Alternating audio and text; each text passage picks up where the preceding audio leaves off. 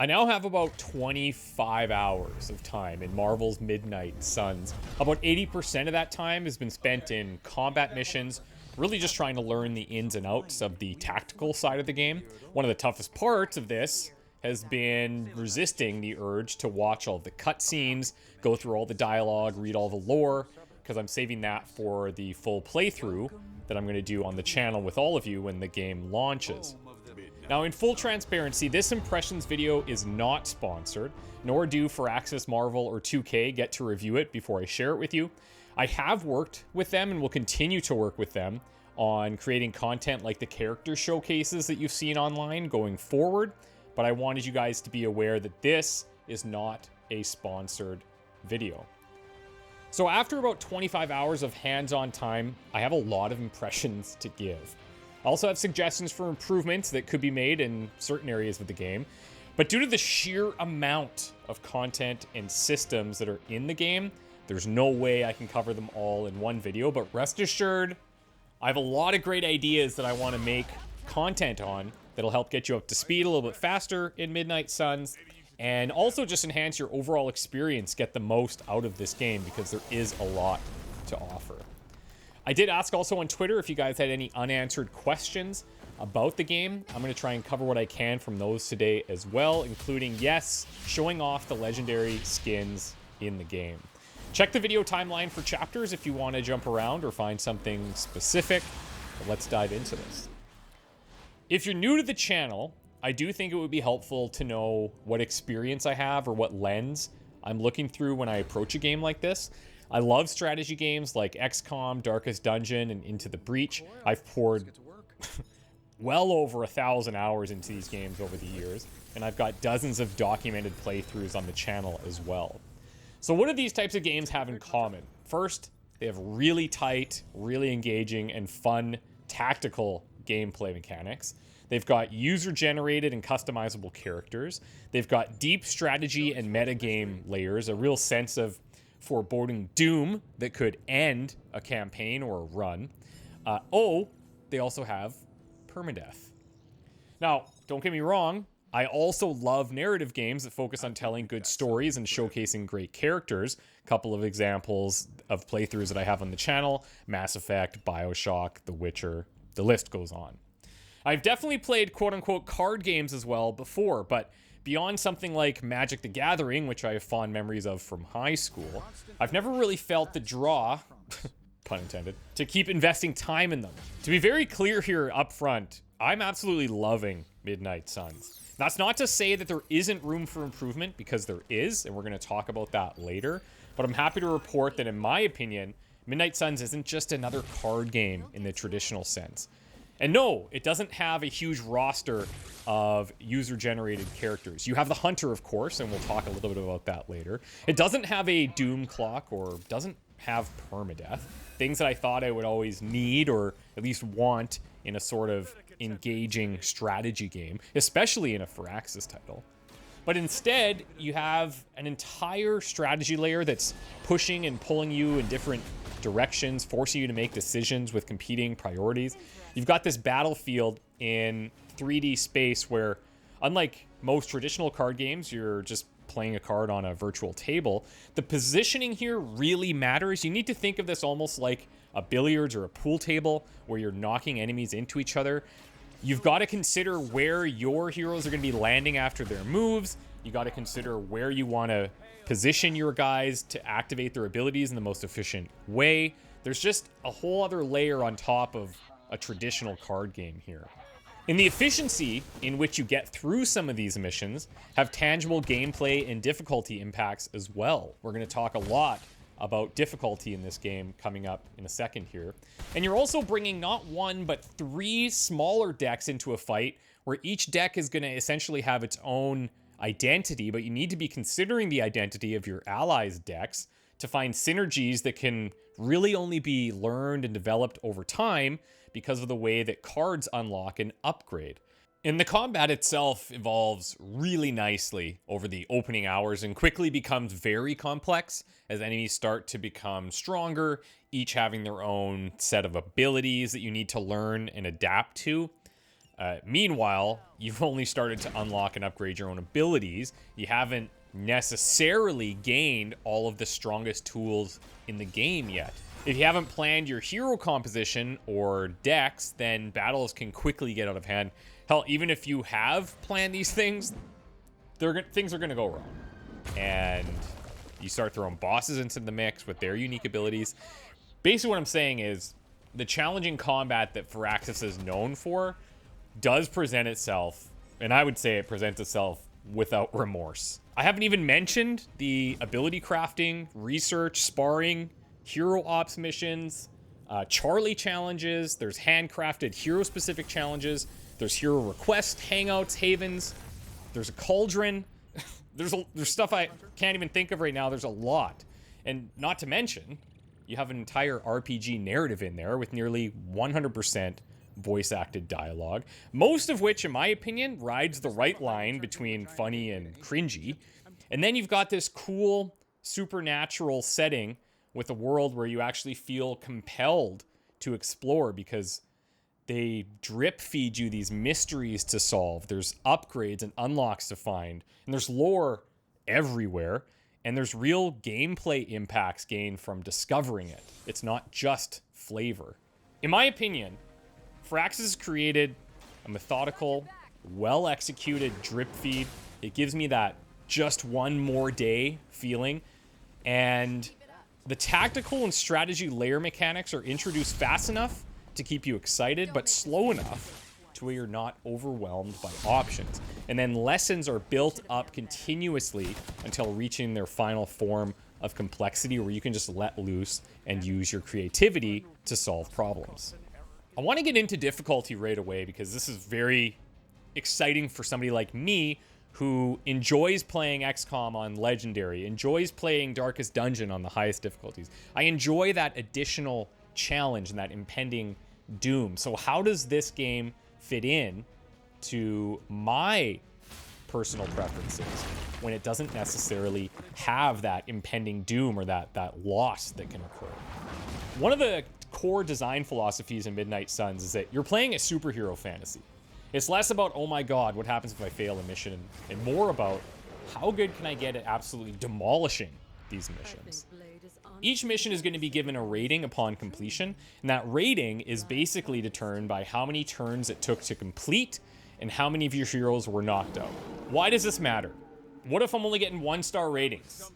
Why do I want 3-star ratings? Okay, let's break it down. First of all, if you want to keep things more approachable, you can 100% go through the game at a lower difficulty. You're going to have a fantastic experience, and you're not going to miss out on things. But if you want to start earning more gloss, leveling up your heroes faster, and unlocking higher difficulties to snowball these effects, those ratings do become very important.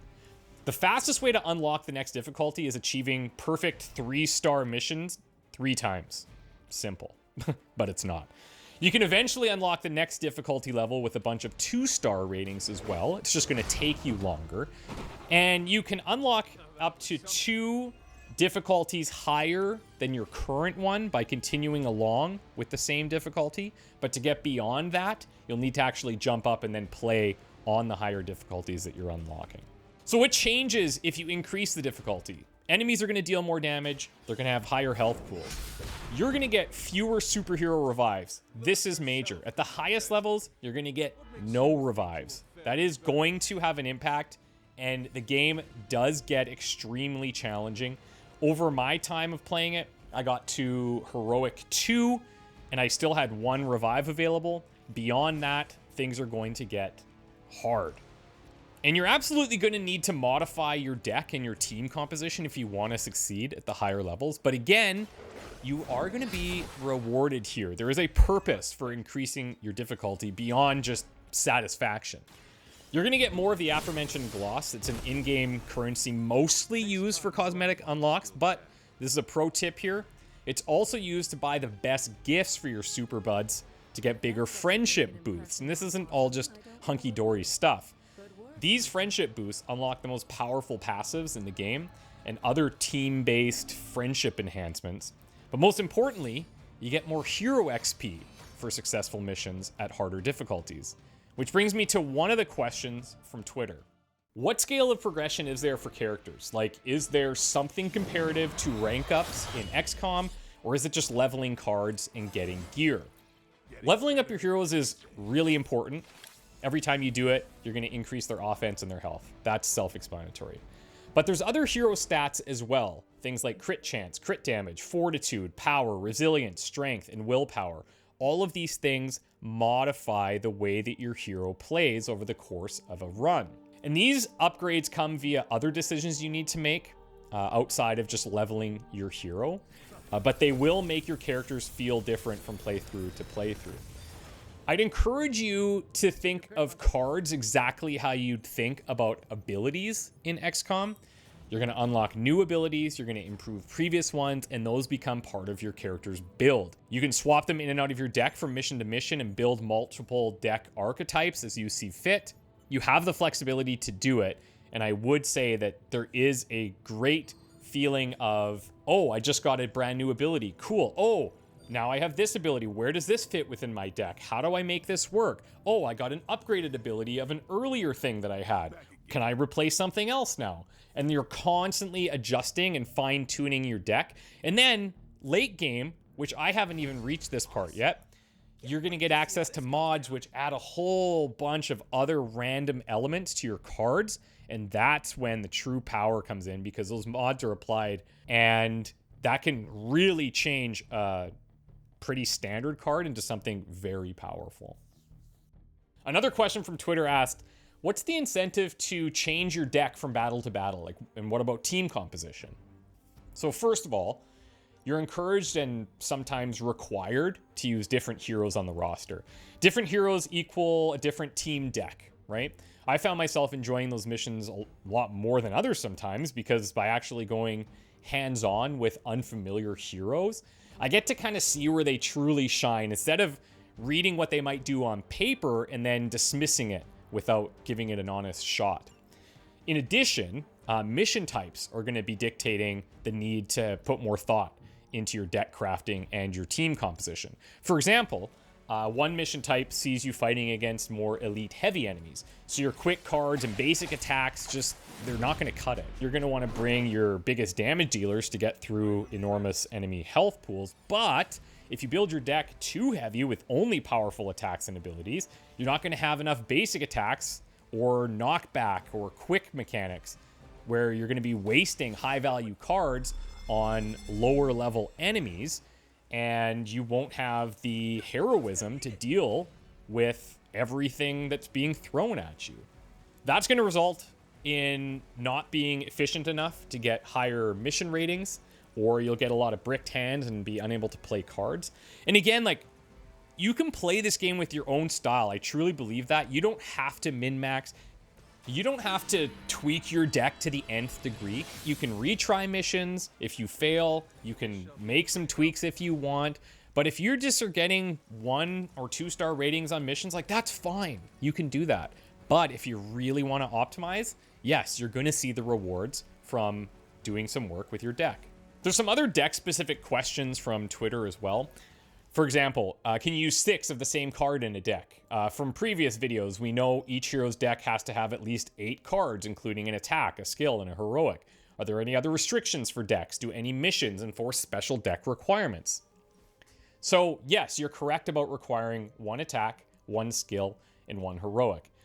But you're also limited to having a max of 4 attacks, skills, or heroics. And in addition, you can't have more than 2 copies of the same ability, upgraded or not, in any given deck. And you can only select 1 legendary ability per hero deck.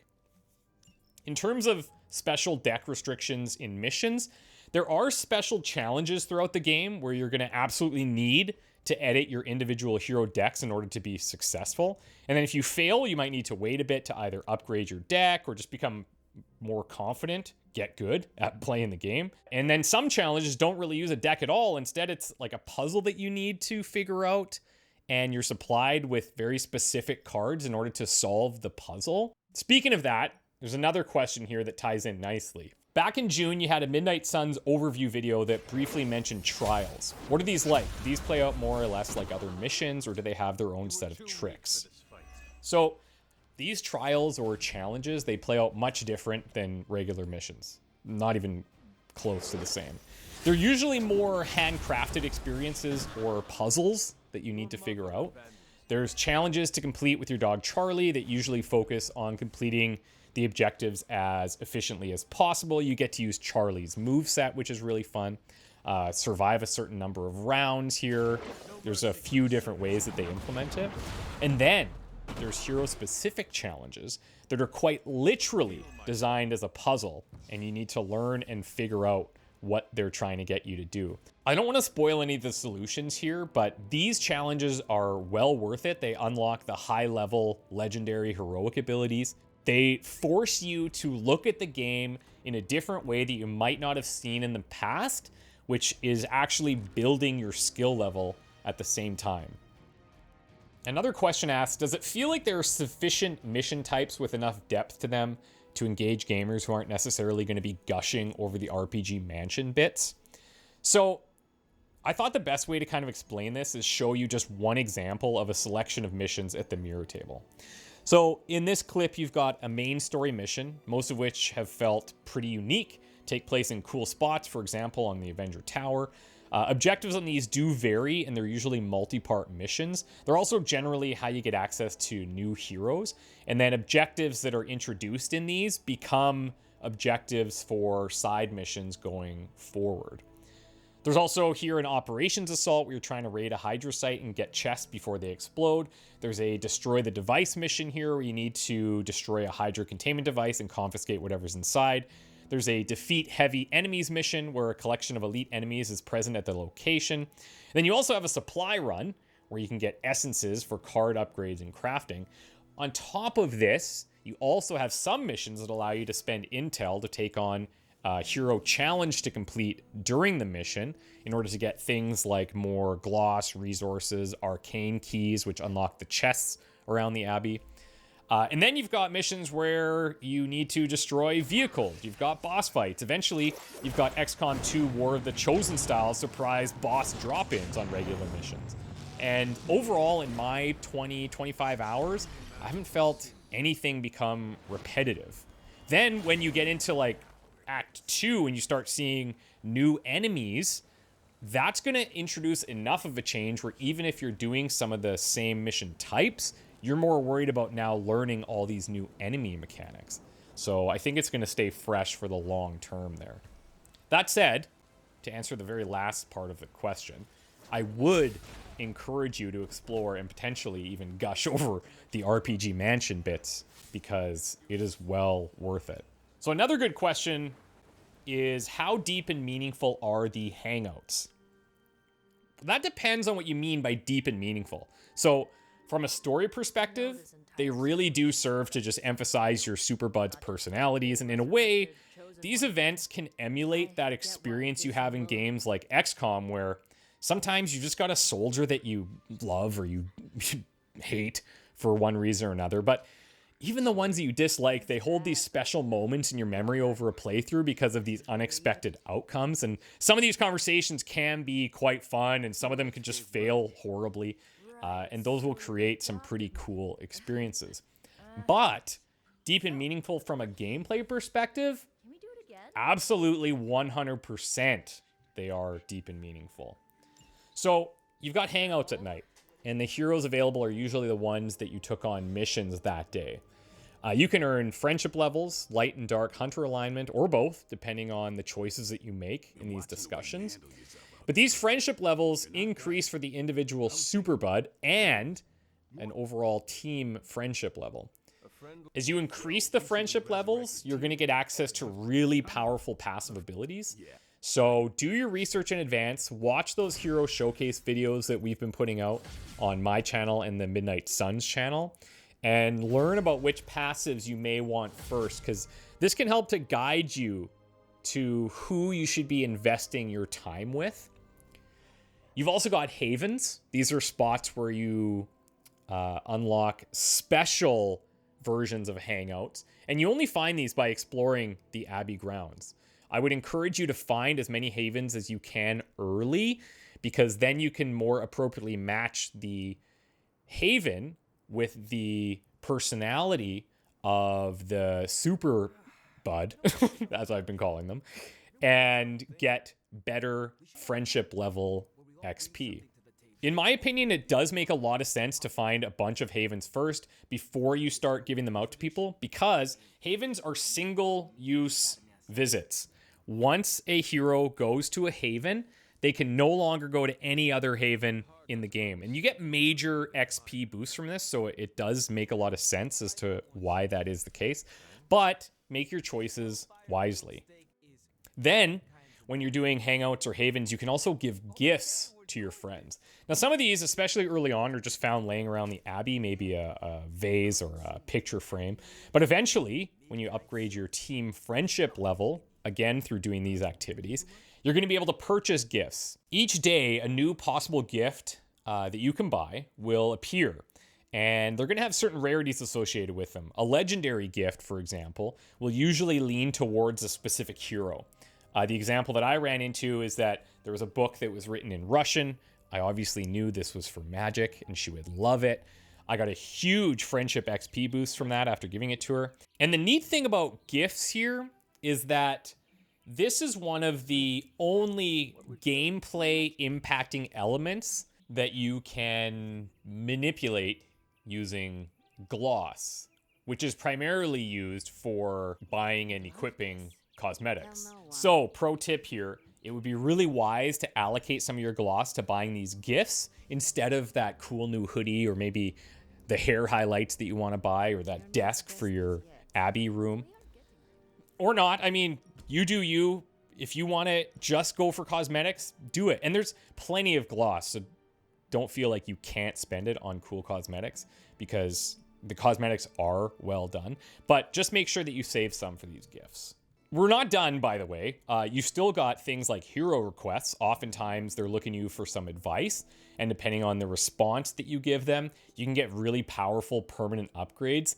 Shown in this clip here, Iron Man gets a permanent crit upgrade for the rest of the playthrough. But it was like at the risk of them taking an injury as well. So there could be some trade-offs there. Lastly, you eventually gain access to compliments.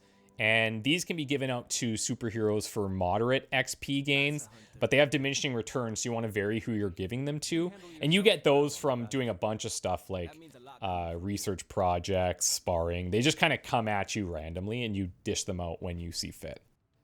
So let's get into some rapid fire questions here before I wrap up and share some things I'd like to see improved, and then just share some of my final impressions. First question is more of a comment, but says, I'd love to see the unlockable cosmetics and how much of a grind they may or may not be. Can we see the legendary skins? So I do have a special video planned for some cosmetic stuff, but I will say that you're constantly getting access and unlocking cosmetics. Your hunter is definitely going to feel unique, both in how they look, how their relationships form with different superheroes, and both the masculine and feminine hunter options are excellently voiced and represented, in my opinion. And for legendary skins, this has come up a lot. I gotcha. Here's the legendary skins, and I'll make you a little montage.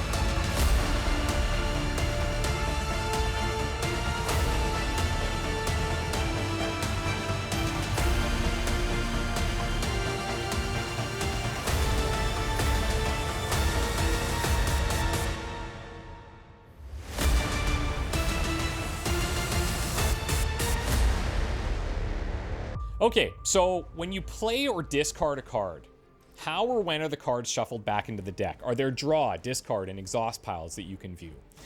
So, great question. In combat, you cannot view your draw, discard, or exhaust piles, but they do sort of exist virtually. The way it works is that you're going to go through all of your cards in a deck before seeing them again. They don't just get randomly shuffled in right after they're played. So for planning purposes, it is good to pay attention to know what cards you may have coming up. One of my quality of life suggestions to the developers is specifically to be able to see this set of cards during combat. At least I want to see what's left in my draw pile, like what's potentially coming down the pipe. You could even tie in things like new hero abilities. Maybe they introduce it in a DLC or something where a hero gets to preview the next set of upcoming cards, or I just think there's a lot of cool ways that this could be implemented into some type of gameplay element as well. But I would definitely like to see that 100%. In my time hands-on so far, it didn't really detract from my ability to plan and execute any decisions that I was making in combat if I'm paying close attention, which I really was, because I was trying to learn as much as I could about this game to make these type of videos for you guys. Is the SUPERLINK, the in-game superhero social network, just for fun and lore, or does it have other function? Great question. So the main use is definitely for fun and lore, yes. But the other functions include things like accepting your friendship level up requests. So once your super buds reach a friendship level threshold, they're going to send you a message on the SUPERLINK the next day to meet up and apply the level up. I've also seen it used to track hero-specific side quests. Heroes are going to have group discussions in there, and the writing is actually quite funny. Some people are kind of like seeing your grandma post on Facebook and stuff. They're going to have things that will give additional kind of expose to things that might be happening in the world. And sometimes they'll just message you directly with various questions or requests. Never felt spammy, and I feel like the added flavor is nice. I don't know beyond these 25 hours how else it's implemented, but yeah, it's fun. Do you prefer a controller or a keyboard and mouse for this game? Personally, I prefer mouse and keyboard. That's just what I'm used to. And instead of cycling through cards or options in your hand, I can just click on the card directly and play it. That said, in all of the developer live streams, they use a controller and appear to have zero issues with it. For exploring the Abbey in third-person view, it's probably a bit more pleasant to be using analog sticks on a controller, but I'm just a mouse and keyboard guy, so that's what I use. Would you rather describe this as a Firaxis game with Marvel elements or a Marvel game with Firaxis elements? Great question. My experience with Firaxis games is almost exclusively with the XCOM franchise. And if you've got a decent amount of time in that franchise, you're going to pick up on a lot of influence from those systems in Midnight Suns. There's no way not to see this as a Marvel game because it's literally dripping with Marvel swagger and all of these really strong personalities. But the gameplay mechanics and systems are really well implemented, true to Firaxis style. What's something that you wish you knew when you started the game? Tips or easily overlooked features. So again, I do have specific videos planned to cover off stuff like this in a lot more detail. But one tip or easily overlooked feature would be, I would highly encourage you to explore the Abbey grounds. Because again, it's not just for fluff and detail. There's very powerful things that you're going to find by completing some of the puzzles and gaining access to more areas on the grounds. I'm trying to speak in general terms here because I don't want to spoil anything. Actually, if I was a min-maxer, I'd probably explore the entire Abbey ground as soon as I was able to start piecing together some of the mysteries, and then that may form some of your next decisions, let's just say. I'm curious on who feels the strongest and weakest to you. So for this answer, I'll keep it very simple. I'll keep it to the first 5 to 10 hours. Damage-wise, Captain Marvel and Ghost Rider, very, very strong. I would give Ghost Rider probably the slight edge.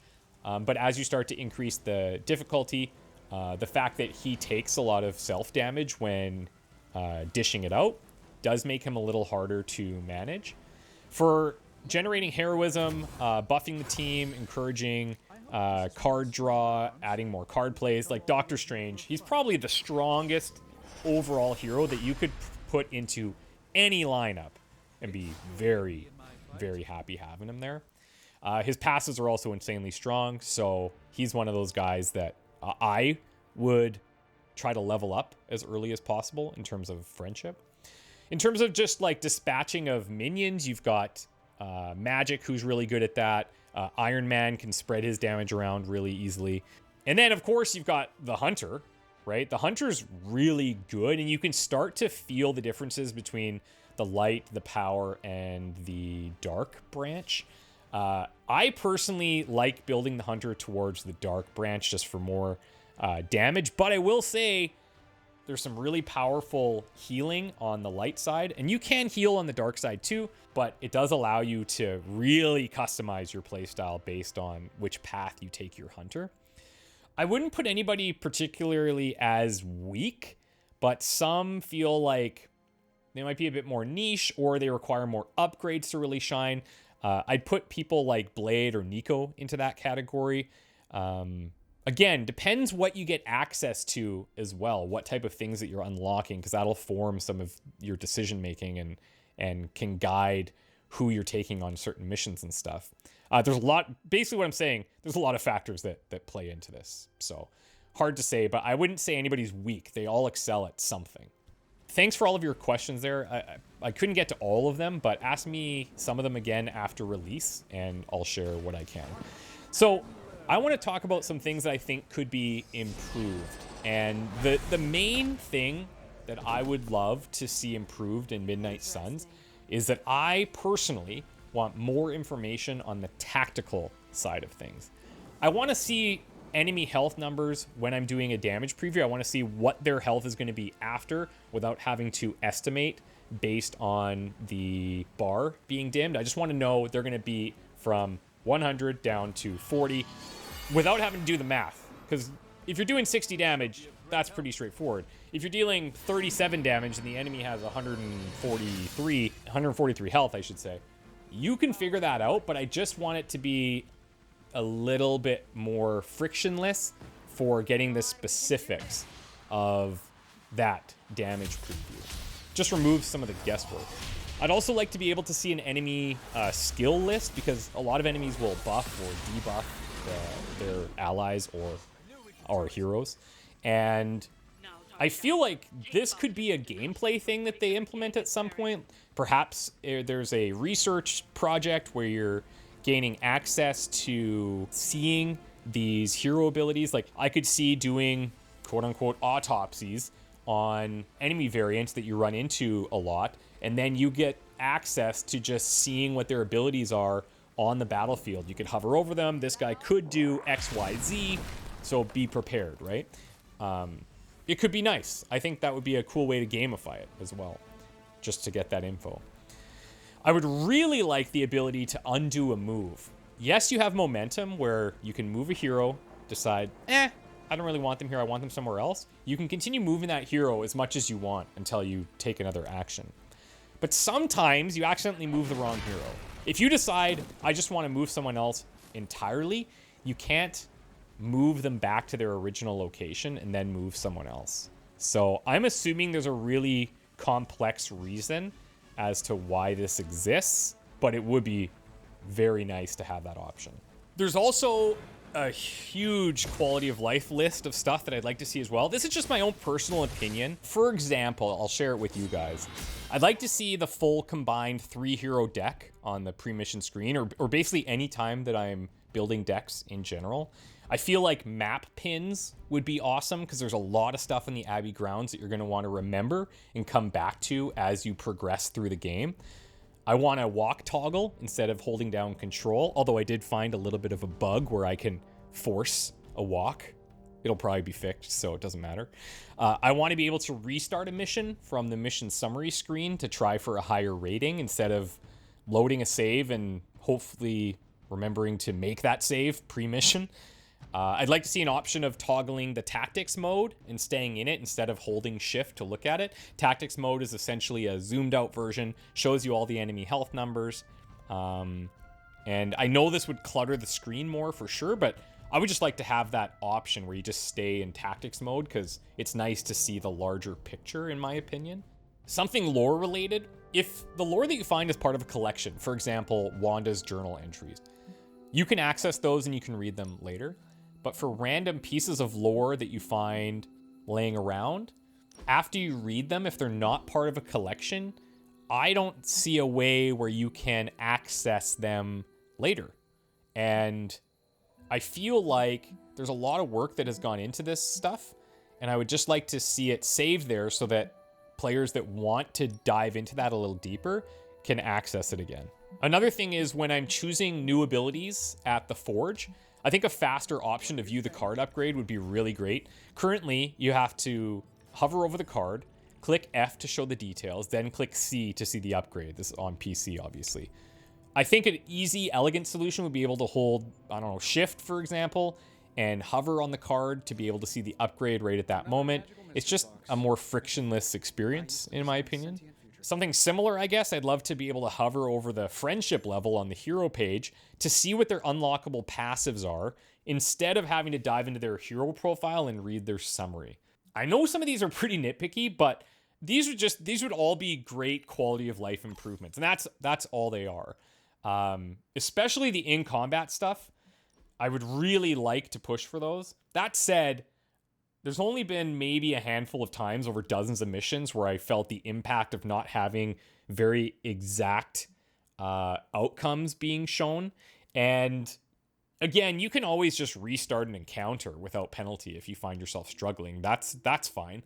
But I just think, again, I talk about a frictionless experience a couple of times here. That would certainly lend itself nicely. And it is a strategy and tactics game that is really focused on coming up with a plan and then executing it. There's just a few more details that could be added so that you could really execute that plan every single time without any guesswork. Also, over my 25 hours-ish, I ran into a few bugs, none of which were game-breaking though.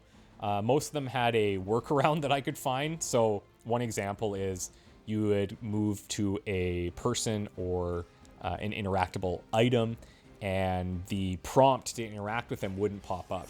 I could then pause, unpause, and then the prompt would be there.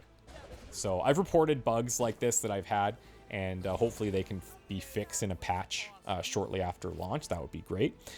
All of this said, the last time that I felt this much of a draw towards a game, that feeling where I can't wait to get back and start playing it.